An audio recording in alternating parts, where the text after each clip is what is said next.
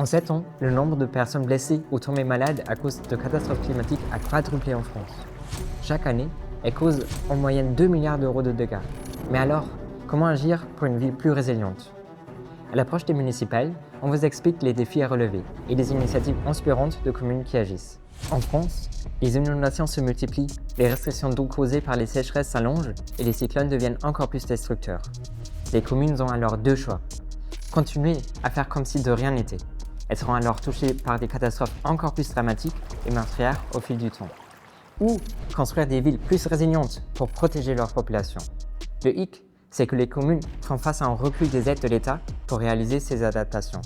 En 2025, le Fonds pour la transition écologique des territoires, appelé Fonds vert, n'a réservé que 260 millions d'euros à l'adaptation au changement climatique. Mais ce n'est pas suffisant. Rien que pour végétaliser 10% des villes, comme le prévoit par ailleurs une norme européenne, il faudrait 360 millions d'euros par an. Le compte n'y est pas. Malgré ce manque de moyens, des communes prennent les devants. Vernon, dans la vallée de la Seine, a aménagé un parc inondable qui limite les inondations en cas de crue.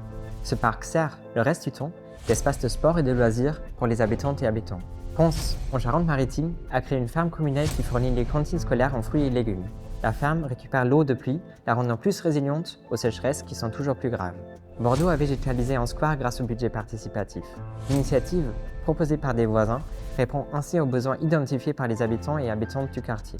Aux antipodes de ces besoins, les communes dirigées par l'extrême droite continuent de rendre leurs habitants et habitantes plus vulnérables aux risques climatiques. À Moissac, le conseil municipal n'a pas souhaité empêcher l'urbanisation d'une parcelle fortement exposée au risque d'inondation, alors même que 52% des logements de la commune se trouvent déjà en zone inondable. À Perpignan, la mairie de Louis Alliot soutient la construction de 20 000 m² de bureaux et de 800 logements. Le problème, c'est que le porteur du projet n'a pas vérifié si les aménagements pourront être approvisionnés en eau. Depuis 4 ans pourtant, le territoire a été longtemps confronté à une grave sécheresse et le changement climatique rend l'accès à l'eau encore plus difficile à l'avenir. Les communes ne bougeront pas si les citoyens et citoyennes ne réclament pas haut et fort des investissements dans la protection face aux risques climatiques. Vous aussi, vous avez le pouvoir. Lors des municipales, confions les clés de nos villes à des personnes qui agissent localement pour la résilience au changement climatique. Pour aller plus loin, nous vous invitons à lire notre dernier rapport pour des villes résilientes. Nous y présentons notamment 24 mesures dont les communes peuvent s'inspirer.